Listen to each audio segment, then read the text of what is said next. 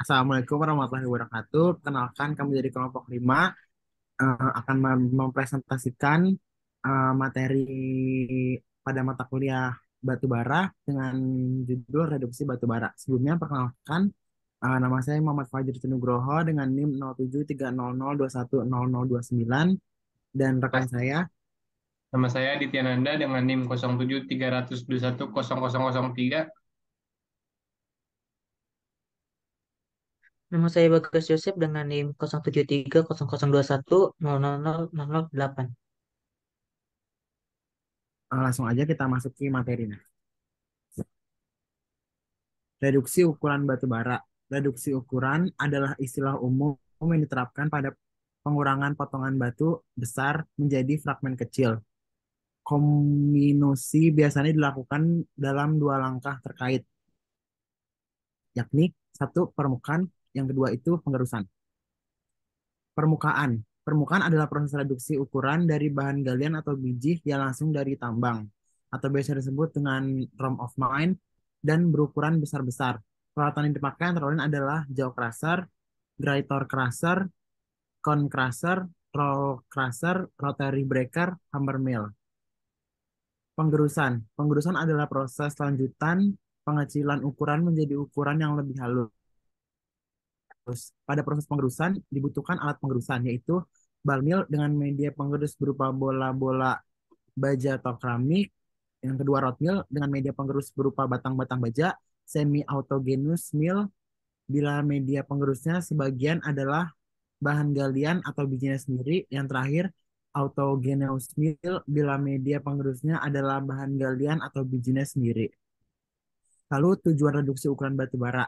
Yang pertama itu membebaskan mineral berharga dari material pengotornya. Yang kedua, menghasilkan ukuran dan bentuk partikel yang sesuai dengan kebutuhan pada proses berikutnya. Yang ketiga, memperluas permukaan partikel agar dapat mempercepat kontak dengan zat lain, misalnya reagen flotasi. Pertimbangan pemilihan alat reduksi ukuran batu bara. Yang pertama itu alat reduksi ukuran dibatasi oleh ukuran umpan, propertis batuan yang direduksi, laju pengumpanan, dan kadar air. Yang kedua, mungkin diperlukan menggunakan sejumlah peralatan reduksi ukuran secara seri dan atau paralel.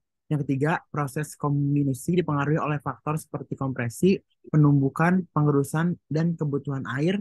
Yang keempat, reduksi ukuran dibutuhkan untuk yang pertama, untuk memfasilitasi penanganan material. Yang kedua, untuk menyediakan batu bara dalam bentuk yang siap digunakan. Yang ketiga, untuk menghasilkan liberasi komponen batu bara dan bukan batu bara. Yang terakhir pertimbangannya adalah reduksi ukuran yang efisien, mengharuskan ukuran material yang direduksi dapat maksimal dalam zona permukaan atau penghancuran. Selanjutnya, wujud reduksi ukuran. Reduksi ukuran ada empat. Yang pertama, tumbukan atau impact. Tumbukan seketika dari suatu benda yang bergerak terhadap benda lainnya. Yang kedua, atrisi atau attrition. Akibat pergeseran relatif dua permukaan keras terhadap suatu material. Yang ketiga, pemotongan atau shear terdiri dari pengaruh pemangkasan dan pemotongan. Yang keempat, kompresi atau compression diciptakan ketika material dijebak di antara dua permukaan keras dengan meningkatkan tekanan terhadap satu dengan yang lainnya. Selanjutnya, mekanisme reduksi ukuran batu bara. Yang pertama, reduksi ukuran terbagi menjadi empat kombinasi fenomena. Empat fenomena dan masing-masing fenomena memiliki variasi mekanisme reduksi ukuran dari berbagai tipe peralatan crushing. Yang kedua, prinsip mekanika batuan dapat diterapkan untuk menggambarkan perilaku batuan ketika dimasukkan ke dalam alat reduksi ukuran, seperti memahami mekanisme reduksi ukuran pada perilaku batu bara dan batuan asosiasinya. Yang ketiga, umumnya batu bara relatif lebih lemah dibandingkan batuan lainnya. Namun, kebutuhan energi untuk reduksi ukuran dapat meningkat oleh tajam akibat karakteristik perilaku dalam bentuk batuan sedimen. Oleh sebab itu, desain sirkuit pengerusan batu bara memerlukan data desain khusus. Selanjutnya, reduksi ukuran dari material getas hingga menjadi bubuk halus dikenal sebagai proses kominus. seperti sistem pembakaran batu bara halus dan teknologi slurry batu bara. Salah satu cara yang paling umum dalam pengujian kekuatan kompresi batuan adalah menghasilkan contoh simetris yang dikenakan uji kompresi uniaksial. Lanjutannya, dari rekahan yang diawali dengan rekahan internal pada material getas menunjukkan kekuatan kompresi 10 kali kekuatan tarik untuk material yang sama. Pada kondisi rekahan akibat kompresi, bidang rekahan akan membentuk sudut sekitar 300 terhadap arah tekanan. Jika deformasi plastis sebanding dengan energi reagen, maka kombinasi akibat gaya tarik akan memerlukan 1/100 dari energi yang dibutuhkan untuk mencapai reduksi ukuran akibat kompresi. Hasil sejumlah penelitian menunjukkan bahwa kombinasi terutama disebabkan akibat gaya kompresi lebih ekonomis daripada akibat gaya tarik. Yang terakhir, proses kombinasi yang dihasilkan dari gaya kompresi menyebarluaskan rekahan-rekahan internal yang pada akhirnya menghasilkan rekahan berikutnya. Rekahan-rekahan tersebut tidak seharusnya memisah, tetapi menghasilkan rekahan berikutnya, sementara bagian-bagian rekahan tetap dalam kontak tertutup. Uji kekuatan kompresi batuan. Itu ada dua, yang pertama uji kompresi uniaksial, dan yang kedua bidang runtuh atau rekahan. Ketika tekanan diterapkan, maka gaya kompresi dikonversi menjadi gaya tarik yang menyebabkan terjadinya rekahan. Dengan cara satu, diawali dengan rekahan disebabkan oleh deformasi plastis akibat tegangan tarik. Yang ketiga, dari kombinasi keduanya.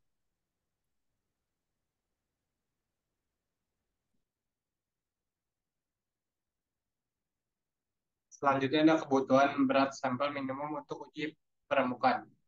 Tersebut AUS standar. Sini bisa dilihat dari ada fraksi ukuran dalam ukuran milimeter.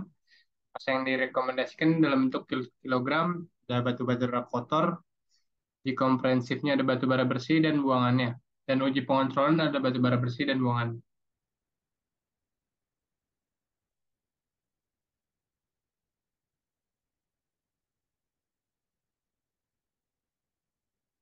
Selanjutnya ada tabel dan grafik distribusi ukuran untuk batu bara ROM. Di sini kita bisa lihat ukuran bukaannya dalam bentuk milimeter dan mesh dan persen cum loss-nya. Di sini juga ada grafiknya dan material.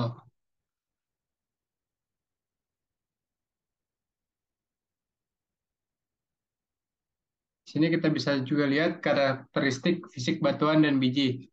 Karakteristiknya bisa ada sifat abrasif, kategorinya rendah, sedang, dan tinggi. Kelas juga 1, 2, dan 3. Lalu karakteristik kemampuan aliran material. Itu sangat mudah mengalir mengikuti sudut kemiringan alami material, mudah mengalir mengikuti sudut kemiringan alami material, dan lamban mengalir mengikuti sudut kemiringan alami material. Ketiga ada karakteristik khusus, yaitu mengalami degradasi ketika terkena udara. Kelas D, sangat rapuh kelas E, sedikit rapuh kelas F, melindungi reduksi kelas G, dan plastis atau lengket kelas H.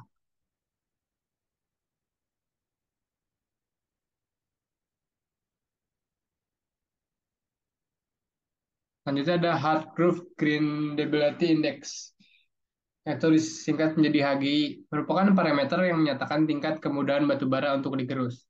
Jadi semakin tinggi nilai HGI, maka akan semakin mudah batu bara tersebut untuk digerus. Parameter HGI ini juga dapat dipakai untuk menyatakan tingkat kekerasan batu bara. Jadi semakin rendah nilai HGI, maka semakin keras batu bara tersebut.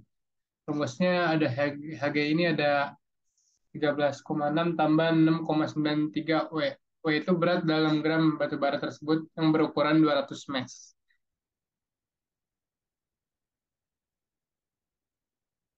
Di sini kita bisa lihat kurva distribusi ukuran untuk berbagai batu bara bersih dengan variasi HGI.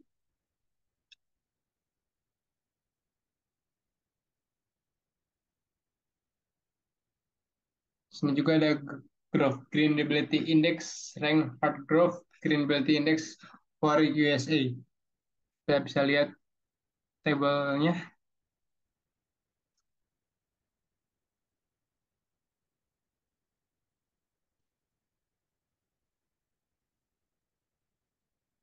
Nah, selanjutnya ada ukuran umpan dan produk hasil reduksi ukuran. Kategori umpan ada kasar, sedang, kecil, halus, dan sangat halus. Ukuran umpannya juga dari mulai 1 meter kubik hingga 1 milimeter.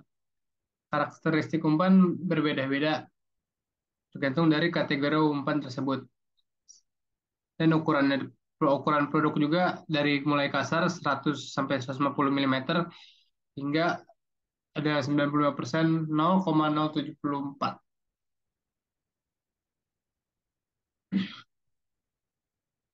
Kebutuhan power untuk berbagai alat reduksi ukuran kategorinya ada heavy, tipe alatnya rotary breaker, dan Kaweton per tahun per hournya itu ada 0,1 sampai 0,3. Sini kita bisa lihat tabelnya juga sampai Vans Ultra menggunakan tipe alat roller mill dan dari mulai 5,0 sampai 40,0.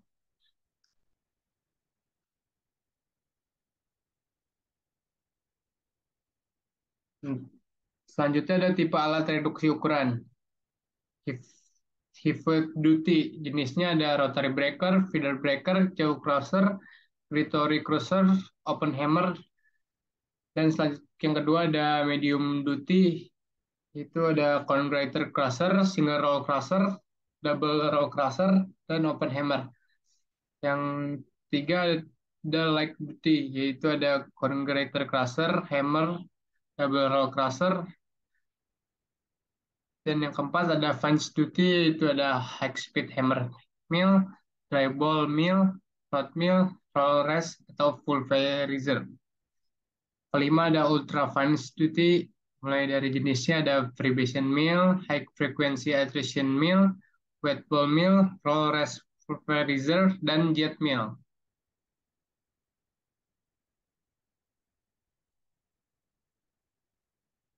Selanjutnya peralatan permukaan batu bara.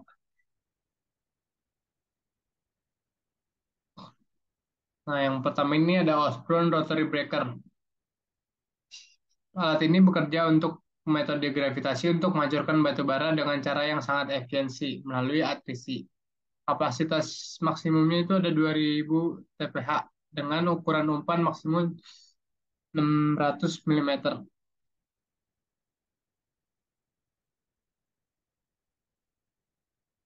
Nah, ini ada data performa untuk rotary breaker.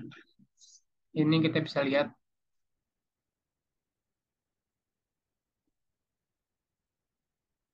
Selanjutnya ada hammer mill, yaitu alat yang digunakan batu bara untuk memasukkan ke dalam feed. Maka update ini dalam hammer mill akan menghancurkan sampel dengan cara berputar. Sampel yang telah dihancurkan akan masuk ke dalam lubang filter dengan ukuran 4,75 mm yang dimiliki oleh hammer mill. Di sini juga kita bisa lihat basic hammer mill-nya. Ada bar hammer, ring type hammer, head hammer, dan ring tip hammer.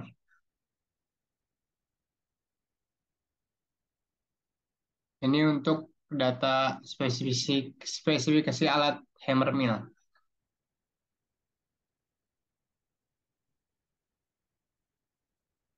Selanjutnya ada heavy duty single roll crusher for primary core crushing.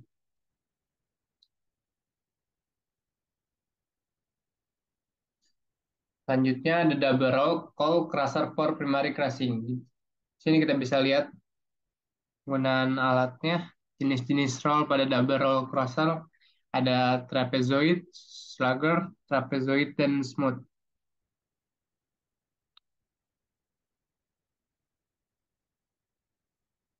Ini kita bisa lihat data untuk single roll crusher-nya.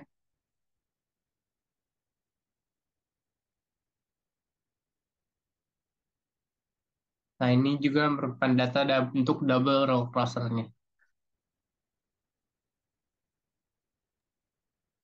Selanjutnya ada jaw crusher, yang dimana cara kerja jaw crusher ini secara umum yaitu bahan galian dimasuki melalui rahang, kemudian bahan galian tersebut akan ditekan oleh dinding-dinding fixed jaw plate dan moving jaw plate yang ada warna kuning ini.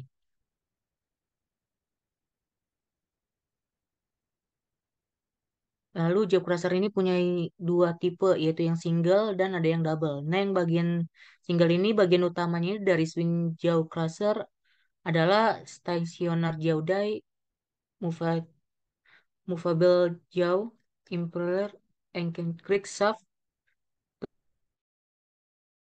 dogger plate. Tunggal ini dengan struktur sederhana, rasio penghancurannya itu tinggi, cocok untuk menghancurkan batu keras besar. Selain itu, gerakan mengayun tidak akan menyebabkan banyak abrasi pada dai yang dapat digerakkan, sehingga mudah dirawat. Tetapi dipengaruhi oleh ruang yang kecil dan kondisi transportasi, terutama di daerah terpencil, karena volumenya yang besar dan bobotnya yang berat. Ada kecenderungan bahwa penghancur batu rahang atau ganda secara bertahap menggantikan tanggul tunggal. Lalu yang double ini, penghancur rahang tanggul double ini memiliki dua bentuk arah kerja. Yang satu adalah gerakan mengayun ke arah plate mati tetap, dan yang lainnya adalah gerakan vertikal karena rotasi poros eksentrik. Melalui penyetelan suspensi mati bergerak dan metode pendukung, kemampuan pemrosesan, konsumsi daya, dan bergerak dapat dioptimalkan. Penghancuran dan lebih kecil dari penghancur yang tunggal. Banyak digunakan di rumah dan di luar negeri karena harganya yang lebih murah, strukturnya sederhana,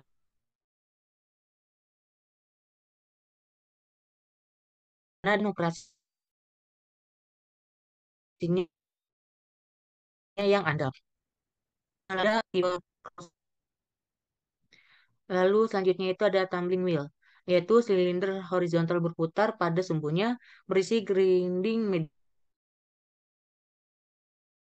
media, misalnya bola keramik, batang baja. Sebanyak 25% sampai 50% rumus sedar. Nah, di sini ada gambar yang isinya bola baja, dan di sebelah kanan itu batang baja. Lalu band bola baja dan batang baja itu adalah membutuhkan energi sekitar batang baja membutuhkan energi sekitar 12% lebih banyak daya dan penggilingan selektif yang lebih baik dibandingkan. Lalu proses proses penggilingan yang terjadi di dalam ini antara lain ada, pertama itu crushing yang dilakukan energi bukan terhadap partikel-partikel yang besar. Lalu coarse grinding energi gesekan terhadap partikel-partikel yang agak kasar. Lalu grinding itu dilakukan oleh energi gesekan terhadap partikel-partikel yang kecil menjadi partikel-partikel yang lebih halus. Dan gambarnya bisa dilihat seperti di bawah berikut ini. Lalu pulverizer. Pulverizer menerima batu bara umpan dan mereduksinya menjadi sangat halus dalam bentuk bubuk. Nah, di pulverizer ini ada 4 proses dalam uh, pulverisasi batu bara. Yakni satu pengeringan, dua penggerusan, tiga sirkulasi, dan empat klasifikasi. Yang pertama itu pengeringan. Batu bara dilewatkan melalui suatu pulverizer, dimasukkan dengan penggunaan udara panas dari pemanas udara.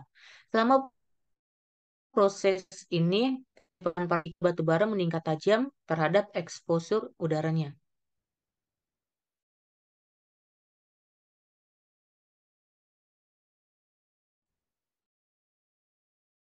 Air bawaan dan permukaan batu bara diproduksi oleh udara panas. Lalu ada penggerusan, dan bisa kita lihat di bawah ini gambarnya.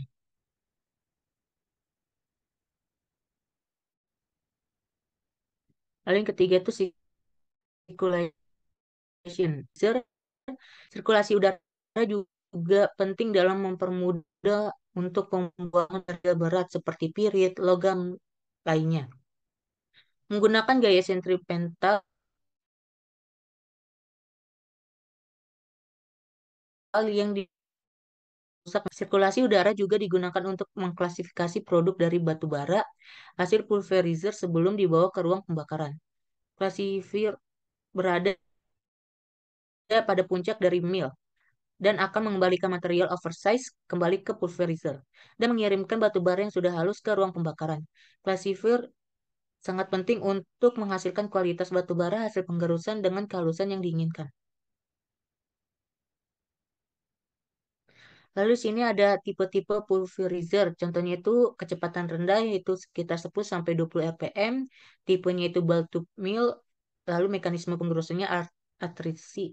Lalu yang sedang itu 40 sampai pm. Lalu tipenya itu ada ball dan race mill dan mekanisme penggerusannya itu pemotongan atau shear. Lalu yang tinggi kecepatannya itu 900 sampai 1000 rpm. Tipenya itu hammer mill. Mekanisme penggerusannya itu adalah tumbukan.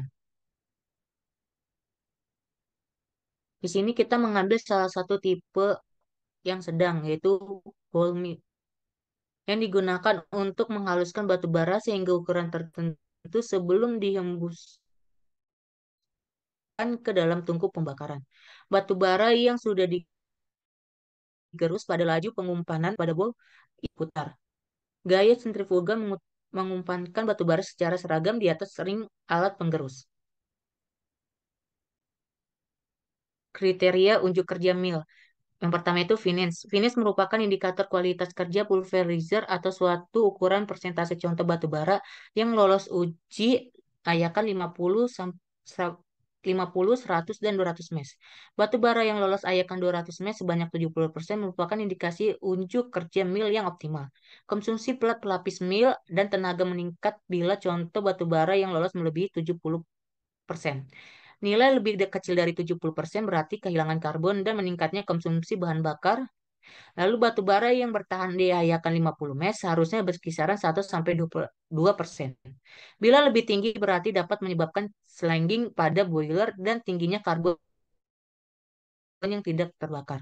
Lalu yang kedua ada mill capacity, yaitu pengaruh HGI dan finance yang diinginkan atau persen lolos ayakan 200 mes pada kapasitas mill. Lalu yang ketiga itu adalah pengaruh air dan gravity, pengaruh air dan gravity pada kapasitas mill atau pulverizer. Garis abu merupakan estimasi peningkatan kapasitas mill dari batu bara high volt B bituminus batu bara bituminus coal dengan HGI 55 dan kadar air 12% serta output mill yang diinginkan dengan 70% ayakan 200 mes hingga HGI 60 dan kadar air 14% serta finish yang sama.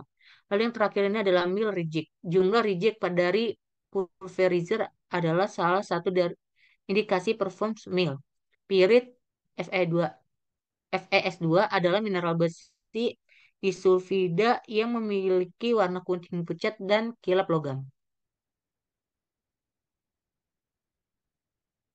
Lalu di sini juga kita bisa lihat grafik-grafiknya. Yang pertama itu ada mill capacity, grindability, lalu juga ada pengaruh air dan gravity pada kapasitas mill pulverizer.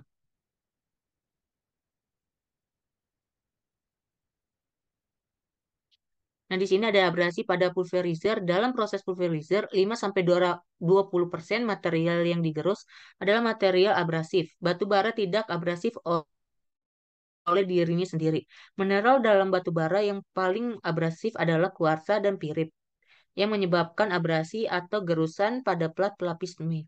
Logam besi yang dilapisi oleh krom digunakan untuk mengantisipasi pengaruh abrasi. Dan ini contoh abrasi dalam pulverizer alatnya.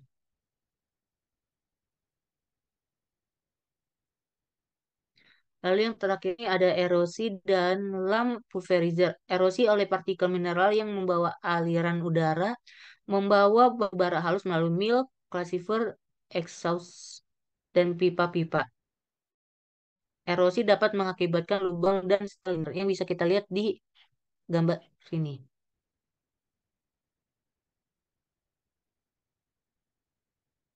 Dan sekian presentasi kami. Mohon maaf jika ada kurangnya. Sekian dari kelompok kami. Terima kasih.